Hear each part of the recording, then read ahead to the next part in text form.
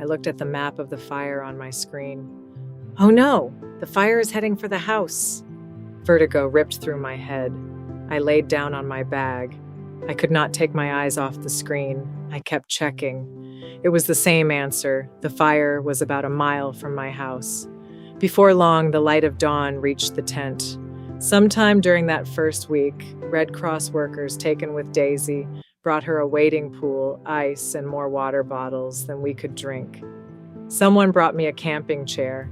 It made such a difference. Every night in our little tent, Daisy slept while I alternated between meditating and staring at my screen, always the same. We had just moved in a few months before the fire. I had no money for a hotel. Friends offered a place to stay, but they were far away. I had to be close to the fire and at the Red Cross shelter where the action was. Every day, the Forest Service, Cal Fire, and the sheriff came in to give reports and update the map. This wildfire is supernatural! Towering pine trees erupted, throwing fireballs miles ahead, catching other parts of the forest. Firefighters reported walls of fire 100 feet tall. Thousands of acres were burning. It was the #1 fire in the country. Chinook helicopters began to fill the skies. I was stuck, too tired to move. I sat outside my tent watching the cars breeze by as residents went home, to work or school or wherever. Life was normal, except for the evacuees. Heat waves rolled up from the paved surfaces while insects buzzed and chirped. I picked up a bottle of water and poured it over my head. What if the house is lost? Then what? I had no answer. A woman drove through the parking lot and stopped. Ma'am, are you okay? Everyone else here has an RV or is inside. You just have this little tent. Oh, your dog is beautiful and seems so friendly. Can I pet her? People kept showing up to chat and to visit with Daisy. Daisy acquired more toys, leashes, and treats than she had in the last 3 years. I found myself relaxing into the idea of receiving. For the first time, I was not the one taking charge. Let people help you. I felt like the welcoming committee for the evacuation shelter, but was grateful for the concern and happy to talk.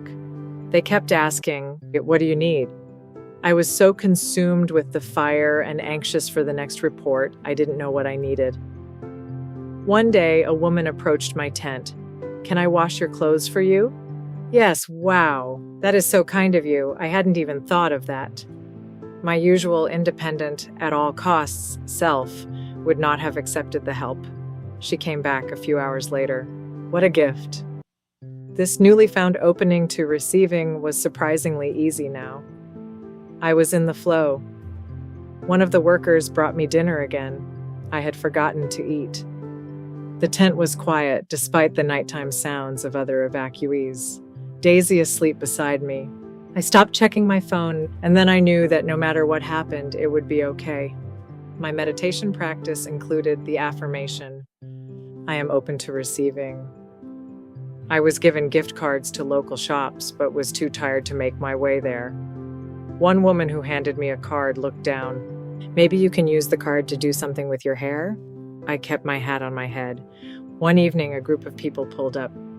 "We feel so bad for you. We drive by and see you every day. We want to help. Can we give you money?" Yes. This reaction was so out of character, but I didn't fight it. This was a welcome change. I spent nearly 3 weeks at the Red Cross shelter.